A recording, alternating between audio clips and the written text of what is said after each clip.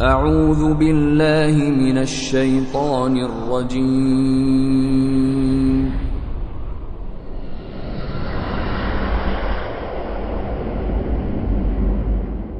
بسم الله الرحمن الرحيم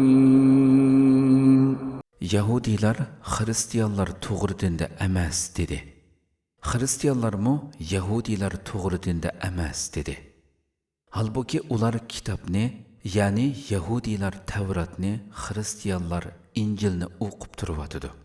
Vahiy haqida bir narsa bilmaydiganlarmı bir-biri haqida ular degandek, bizdan boshqalar to'g'ri dinda emas dedi. Allah qiyomat kuni ularning o'zaro ixtilof qilishgan narsalari to'g'risida hukm chiqaradi.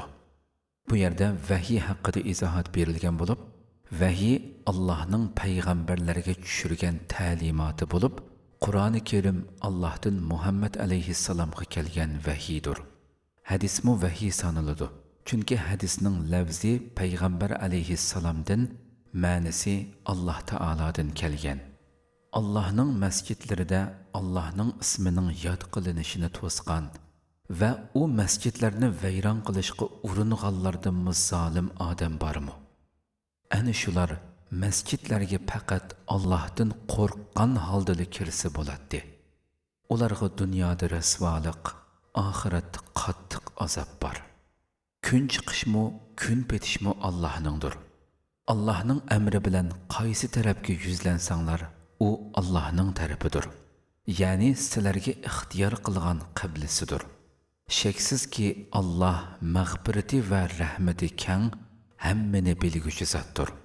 Ular, ya'ni Yahudilar, Hristiyanlar va mushriklar Allohning bolasi bor dedi. Hargiz undaq emas. Alloh bu to'kmatdan pokdir. Osmonlardagi va zamindagi narsalarning hammasi Allohningdir. Hammasi uningga bo'ysunuvchidir. Allah osmonlarni va zaminni o'rnaksiz yaratgan zotdir. U biror ishni yaratishni iroda qilsa, uningga faqat bo'l deydi-da, u bo'ladi. Bilmaydiganlar, ya'ni arab mushriklari Allah nima uchun biz bilan so'zlashmaydi yoki bizga biror mo'jiza keltirmaydi. Ulardan ilgari o'tganlarmi shunday so'zni qilgan edi. Ularning dillari bir-birininkiga o'xshaydi. Haqiqatan biz oyatlarimizni jazman ishindigan qavm uchun uchuq bayon qildik. Ey payg'ambar, shaksizki biz seni xush xabar berguchi va ogohlantirguchi qilib haq din bilan avatdiq. Do'zaxga kiradiganlarga sen javobgar emassan. Ey payg'ambar, sen Yahudilar va Hristiyanlarning diniga kirmaguncha ular sendan hargiz rozi bo'lmaydi. Ularga aytqinki, faqat Allohning yo'lila to'g'ri yo'ldir. Sana Qur'ondan iborat ilm kelgandan keyin, agar sen ularning nafsi xohishlariga agishadigan bo'lsang, seni Allohning azobidan qutqizadigan hech qanday do'stmi bo'lmaydi, madadkormi bo'lmaydi. Biz kitob berganlar ichidan ba'zi mu'minlar kitobni talabga loyiq o'qiydi. Ana shular uningga ishonadi. Kimki uni inkor qiladigan, ana shular ziyon tortquchilardir. Ey Isroil avlodi, sizlarga bergan ne'matimni va bir zamonlarda sizlarni jahon ahlidan ustun qilganligimni eslanglar. Sizlar hech kimga qilchilik yordam qilolmaydigan, hech kimdan fidya, qutulish puli qabul qilinmaydigan, shafaat foyda bermaydigan va kofirlarga yordam qilinmaydigan kundan qo'rqinglar. O'z vaqtida Ibrohimni Rabbi bir qancha farmon bilan sinagan. Ibrohimmo ularni to'liq o'rindigan edi. Allah uningga seni cho'qim insonlarga peshvo qilaman dedi. Ibrohim, mening avlodim ichidanmi peshvolarni chiqarsang dedi. Allah sening naslingdan bo'lsa-mu yomon ish qilib o'ziga zulm qilguvchilar mening bu va'damga erisholmaydi dedi. O'z vaqtida biz Ka'bani kishilar uchun jam bo'ladigan o'rin va omon joy qilib bergan va ularga maqomi Ibrohimni namoz o'qiydigan yer qilinglar degan edik.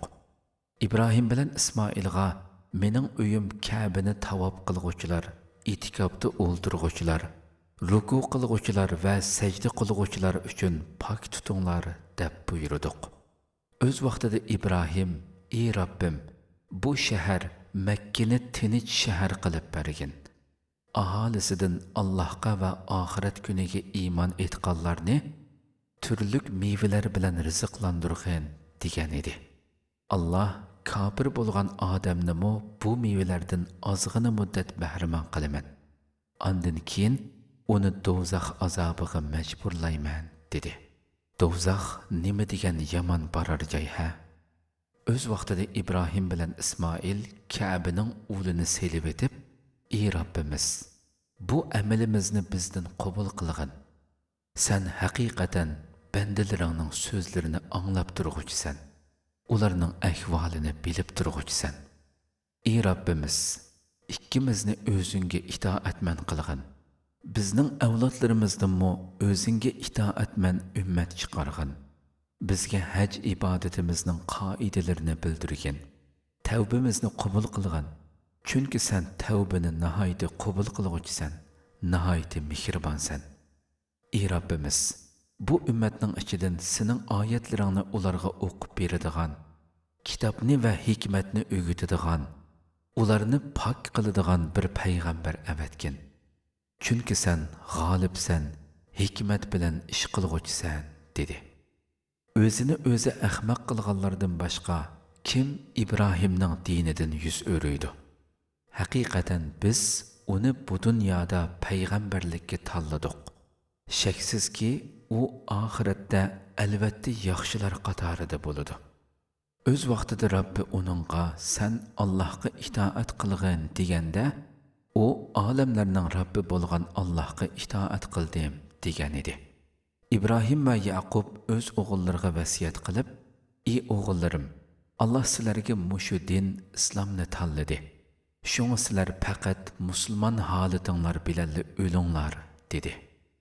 Yahudiylar: Yaqub jon uzayotgan vaqtida sizlar yenida bormadinglar. Shu chog'da Yaqub o'g'illaridan: "Men o'lgandan keyin sizlar nimaga ibodat qilasizlar?" deb so'raganda, ular sening ilohing va ota-bovalaring Ibrohim, Ismoil, Ishoqlarning ilohi bo'lgan bir Allohga ibodat qilamiz. Biz uningga itoat qilg'uchimiz dedi. Ular o'tib ketgan bir ummatdir. Ularning amallari o'zi uchundir. Sizlarning amalinglarmi o'zinglar uchundir. Sizlar ularning qilmishi to'g'riliq javobgarlikka tortilmaysizlar. Yahudiylar, Yahudi bo'linglar. Shunda qilsanglar to'g'ri yo'l topgan bo'lasizlar dedi. Xristianlarmi Xristian bo'linglar. Shunda qilsanglar to'g'ri yo'l topgan bo'lasizlar dedi. Ey payg'ambar, sen yo'q, biz to'p-to'g'ri yo'lda bo'lgan Ibrohimning diniga agishimiz. U mushriklardan emas edi degin. Ey mu'minlar, Yahudiylar bilan Xristianlarga aytinglarki, biz Allohga iymon etdik. Bizga nozil qilingan Qur'onga, Ibrohimga, Ismoilga, Ishoqqa, Yaqubga va uning avlodlariga nozil qilingan kitoblarga, Musoga berilgan Tavratga, Isoga berilgan Injilga, payg'ambarlarga Robbi tarafidan berilgan vahiylarga iymon etdik. Biz iymon etishda ularning hech birini ayirib etmaymiz. Biz Allohga bo'ysunuvchilarmiz. Agar ahli kitob sizlar iymon etgandek iymon etsa, albatta to'g'ri yo'l topgan bo'ladi. Agar ular iymon etishdan bosh tortsa, albatta sizlarga qarshi maydonda turgan bo'ladi. Ey payg'ambar, ularga qarshi Alloh sana yetarlikdir. Alloh hammani anglab turg'uchidir, hammani bilib turg'uchidir.